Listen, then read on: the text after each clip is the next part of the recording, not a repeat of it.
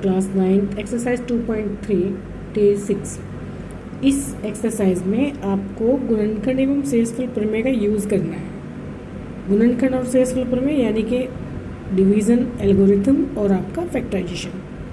तो शेषफल प्रमेय क्या है? Remainder theorem. रिमाइंडर थ्योरम क्या है स्टूडेंट्स? अगर हम किसी भी बहुपद को, पोलिनोमियल को दूसरे पोलिनोमियल से डिवाइड करते हैं तो हमें ना एक भागफल कोनेंट और एक आपका शेषफल रिमाइंडर प्राप्त होता है। तो एक थ्योरम है, आपको मैं पहले भी समझा चुकी हूँ, वो होती है dividend equal to divisor multiply quotient plus remainder, यानी कि भाजक इक्वल टू भाज्य गुना भागफल प्लस शेषफल। अब इसको कैसे करेंगे? इसका संबंध क्या है इससे? इसका संबंध ये है, अगर किसी भी बहुपद से हम किसी दूसरे बहुपद को भाग देते हैं, अगर शेषफल शून्य होता है तो वो उसका एक गुणनखंड है, हल है। अगर नहीं होता है तो वो उसका एक गुणनखंड नहीं है। यहाँ पर देखो, एक एग्जांपल से समझते हैं। px को gx से भाग दो यदि px का मान x प्लस 3x² माइनस 1 और gx 1 प्लस x हो। क्या करेंगे? सबसे पहले तो हमें इसको सही फॉर्म में लिखना है। कैसे लिखना है? मानक रूप में। मानक रूप क्या होता है? छोटी पावर से बड़ी की तरफ या बड़ी से छोटी की तरफ, डिसेंडिंग और असेंडिंग ऑर्डर में पावर्स की। लिख लिया। इसके बाद डिवाइड करेंगे। आपको डिवाइड का मेथड पता है। क्या करना होता है? हमें कंपेयर करना होता है, तुलना करना होता है। यहाँ जितना होता है उतना हमें यहाँ लाना होता है। कितना है यहाँ पर? 3x² और है कितना हमारे पास? x। कितने की जरूरत है हमें? 3x की। 3x से इसमें मल्टीप्लाई किया, ये आ जाएगा। साइन चेंज करते हैं, जो पॉजिटिव है वो निगेटिव हो जाएंगे, जो निगेटिव है वो पॉजिटिव हो जाएंगे। सॉल्व किया, कैंसिल किया, फिर हमें 2 चाहिए तो -2 से मल्टीप्लाई किया। तो यहाँ पे एक रिजल्ट आता है कि आपका 1 आया शेषफल। तो 1 आने से क्या हुआ कि ये इसका एक गुणनखंड तो नहीं है, हल नहीं है। अब इसको हम वेरीफाई करेंगे इसमें रख के। क्या है? Dividend equal to divisor multiply quotient plus remainder. तो इसको अगर हम सॉल्व करते हैं तो हमारा स्टूडेंट से ही मिल जाता है। ये वेरीफाई करता है आपको शेषफल प्रमेय को। तो इस तरीके से आपको ये क्वेश्चंस कुछ करने हैं। अब हम स्टार्ट करेंगे एक्सरसाइज के क्वेश्चंस। तो प्रैक्टिस क्वेश्चंस दिए हैं मैंने। पहले क्वेश्चन को एक एग्जांपल की तरह समझा करके इसको आपको निम्न से भाग देने पर शेषफल ज्ञात करो। यानी कि इस बहुपद को आपको पहले इससे डिवाइड करना है, फिर इससे, फिर इससे, फिर इससे, फिर लास्ट में आपको 5 + 2x डिवाइड करना है। नेक्स्ट क्वेश्चन है, को भाग देने पर शेषफल ज्ञात कीजिए। x - a से आपको इसको भाग देना है। फिर नेक्स्ट क्वेश्चन है, भाग क्रिया किए बिना व्यंजक में से भाग देने पर शेषफल ज्ञात कीजिए। यानी कि इसको आपको डिवाइड नहीं करना है, x की वैल्यू -2 इसमें रखनी है और सॉल्व करना है। व्यंजक को x + 3 से भाग देने पर शेषफल ज्ञात कीजिए। इसको भी लॉन्ग डिवीजन से करेंगे। इसको भी सेम, इसको भी सेम। इस क्वेश्चन में सारे ही ऐसे हैं, तो आपको ये सारे 7 क्वेश्चन करने हैं। डिवाइड के हैं, डिवाइड करना है और आपको रिमाइंडर, कोनेंट और डिवाइजर फाइंड करना है। 8 क्वेश्चन थोड़ा अलग है। इसमें हमें जस्टिफाई करना है, वेरीफाई करना है, जांच करनी है कि 7 + 3x 3x³ + 7x का गुणनखंड है या नहीं। इससे इसको डिवाइड कीजिए। अगर डिवाइड करने पर आपका 0 आता है रिमाइंडर, तो इसका गुणनखंड है, और नहीं आता तो नहीं है। ऐसे ही ये वाला है, सिद्ध करो। व्यंजक 2x³ -11x + 6 को x - 2 से भाग देने पर शेषफल शून्य होता है या नहीं, ये भी आपको डिवाइड करना है। ये भी आपको डिवाइड करना है। तो ये एक्सरसाइज आपकी इन्हीं क्वेश्चंस पर डिपेंड है, आप आराम से कर लेंगे। एक्सरसाइज नंबर 2.4 इसी का सेकंड रूप है, वो है आपका गुणनखंड प्रमेय। इसमें क्या करना होता है? शेषफल में तो आपको डिवीज़न करना ही होता है, लॉन्ग डिवीज़न करना होता है। गुणनखंड में आपको क्या करना है? 0 करना होता है।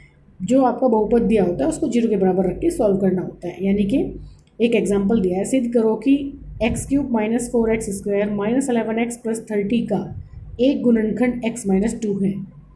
अगर ये शेषफल प्रमेय से बोला होता तो हम इसको डिवाइड करते और सॉल्व करते लॉन्ग डिवीजन से। लेकिन गुणनखंड प्रमेय में क्या करना होता है? हमें लॉन्ग डिवीजन नहीं करना होता। जो वैल्यू दी होती है उसको 0 के इक्वल रखना होता है। वहाँ से x की वैल्यू फाइंड कर लेते हैं और उस x की वैल्यू को जो गिवन आपका व्यंजक है यानी कि पॉलिनोमियल है उसमें वो रखनी होती है। उस वैल्यू को रखने पर अगर सॉल्व करके 0 आता है तो वो उसका एक गुणनखंड है, और सॉल्व करके 0 नहीं आता तो उसका गुणनखंड नहीं है। भागफल जो पीछे हम कर रहे थे 2.3 एक्सरसाइज में, वो शेषफल प्रमेय था। उसमें आपको लॉन्ग डिवीज़न मेथड से करना था। इसमें आपको इक्वल टू 0 रख के करना है, सिर्फ इतना अंतर है। तो प्रैक्टिस क्वेश्चंस गिवन है, आपको मैंने ये समझाया, इसमें रखा वैल्यू -8 2 की पावर 3 -4 2 की पावर 2 11 सॉल्व किया तो ये 0 आ रहा है। 0 आ रहा है तो इसके बाद में हमें नोटिस करना होता है कि हाँ ये इसका एक गुणनखंड है। 0 नहीं बचता, कोई और नंबर बचता तो वो उसका एक गुणनखंड नहीं है। अब ये क्वेश्चंस मैंने दिए हैं प्रैक्टिस क्वेश्चंस, x-1 इसका गुणनखंड है या नहीं, आपकी बुक के हैं। बताइए कि निम्न बहुपदों में किसका एक गुणनखंड x+1 है। आप इन चारों क्वेश्चन में x की value x+1 equal to 0, x equal to -1 रख के देखेंगे, जिसका मान 0 आ जाएगा उसी का ये गुणनखंड होगा। नेक्स्ट क्वेश्चन भी यही है, गुणनखंड प्रमेय द्वारा बताओ कि gx px का एक गुणनखंड है या नहीं। यानी कि gx ये दिया हुआ है, px आपका ये है, इसकी ये वैल्यू आप इसमें रखेंगे, x की वैल्यू सेम उस एग्जाम्पल की तरह। तो ये सारे क्वेश्चंस आपकी बुक्स में गिवन है, और जिन बच्चों के पास बुक्स नहीं है मैंने मेंशन किया है यहाँ पे, इन सब की वैल्यू आपको यहाँ पे रख के फाइंड करनी है। नेक्स्ट क्वेश्चन भी ऐसा ही है, सिद्ध करो px का एक गुणनखंड है या नहीं, इसमें भी आपको ये वैल्यू यहाँ रखनी है। एक क्वेश्चन थोड़ा अलग है आपका, क्वेश्चन नंबर 4। इसमें क्या होता है, इस तरह के क्वेश्चंस काफ़ी आते हैं। k का मान ज्ञात करो यदि x-1 px का एक गुणनखंड हो। px आपका दिया है x² + x + k, gx की वैल्यू x-1। तो हमें क्या दिया है, अगर ये गुणनखंड दिया होता है और हमें a या k या b या p q की वैल्यू फाइंड करनी होती है तो हम दोनों को 0 के इक्वल रखते हैं, px भी 0 और gx भी 0 रखने पर, सॉल्व करने पर k की वैल्यू आपके -2 आ जाती है। तो इस तरीके से आप ये सॉल्व कर लेते हैं। प्रैक्टिस क्वेश्चंस गिवन है, आपको ये करने हैं। क्वेश्चन नंबर 5, यदि x-2 प्रत्येक का गुणनखंड हो तो a का मान बताओ। बिल्कुल इसकी तरह आपको करना है इस वाले क्वेश्चन को। तो ये क्वेश्चंस आप कर लेंगे सारे। इसी एक्सरसाइज में कुछ क्वेश्चंस हैं जो गुणनखंड करने होते हैं। कैसे करने होते हैं, एक बहुपद दिया होता है उसका हमें गुणनखंड करना होता है। इसकी विधि है मध्य पद को 2 भागों में बांटने की। कैसे, आपको कोई गिवन है ax² + bx + c, तो हमें इन दोनों की मल्टीप्लाई करनी है। ac और ac के ऐसे फैक्टर करने हैं इस साइन के अकॉर्डिंग, अगर प्लस है तो वो जोड़ के इतना आना चाहिए और माइनस है तो वो घटाकर इतना आना चाहिए। तो ये तो एक मैथमेटिकली फंक्शन दिया हुआ है, मैंने रूल समझाने की कोशिश की है। इसको अच्छे से समझने के लिए एक एग्जाम्पल लेते हैं। पहला एग्जाम्पल लेते हैं विदाउट a, यानी कि x² + bx + c। अगर कंडीशन ऐसी हो,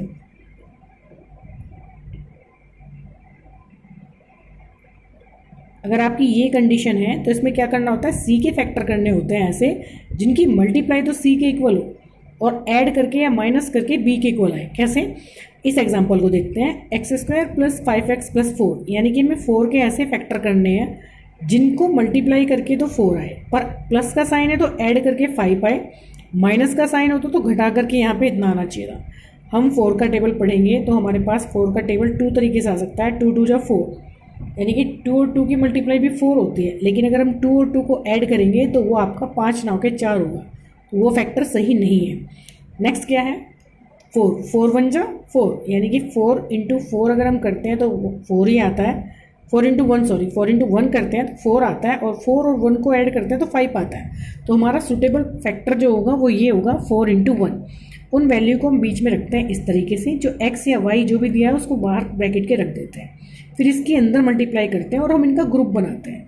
ग्रुप बनाकर इनमें जो चीज़ कॉमन आ रही है, कोई नंबर कॉमन है तो आप नंबर भी ले सकते हैं, कोई वेरिएबल कॉमन है तो आप वेरिएबल ले लेंगे। यहाँ पर क्योंकि हमारे पास कोई नंबर कॉमन नहीं है, x कॉमन है तो हमने x को कॉमन ले लिया। यहाँ पर कुछ भी कॉमन नहीं आ रहा था तो ऐसी कंडीशन में हमने 1 कॉमन ले लिया, क्योंकि 1 से मल्टीप्लाई करो या डिवाइड करो कोई फ़र्क नहीं पड़ता। फिर इनका अगेन ग्रुप बनाया, दोबारा ग्रुप बनाया, जो ग्रुप में बनता है सेम उसको एक साइड रख दिया, दूसरे ब्रैकेट में उसको रख देते हैं इस तरीके से।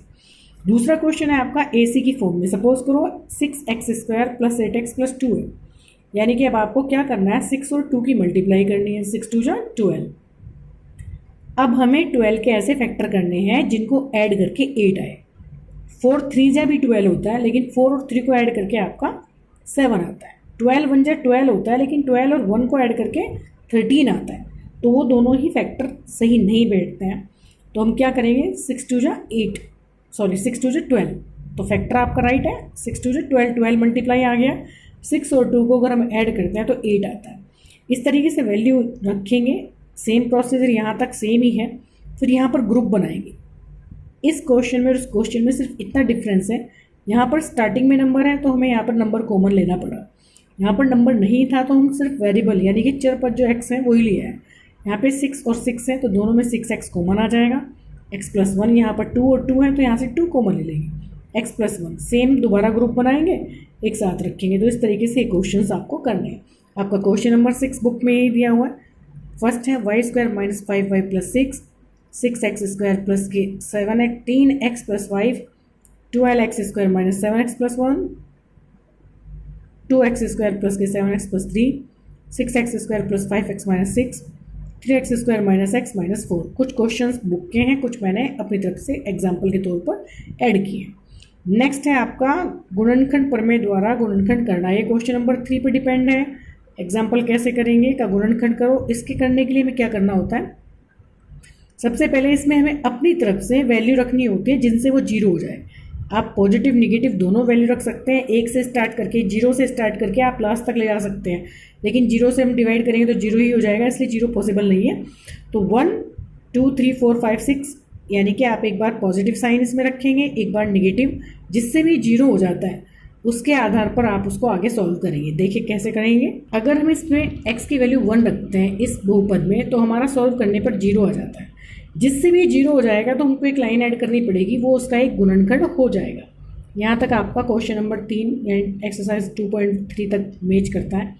जिससे ये 0 हो जाता है फिर हम उसको दो तरीके हैं इसको डिवाइड सॉल्व करने के। एक तो आपका उसको 3 जगह रख लो और जो जो चाहिए हमें सॉल्व करते चले जाओ, मल्टीप्लाई करके कॉमन लेके ले लीजिए। एक आपका वही है लॉन्ग मेथड डिवीजन। तो सबसे पहले हम फर्स्ट टाइप समझते हैं, जिससे 0 हो जाता है उसको हम 3 जगह रखते हैं। अब हम इसको रखने के बाद जो हमारा बहुपद दिया हुआ है उससे कंपैरिजन करेंगे और जो नंबर हमारे पास नहीं है उनको इसमें भरते चले जाएंगे। x³ है हमारे पास, x है तो हमें ज़रूरत पड़ेगी x2 की।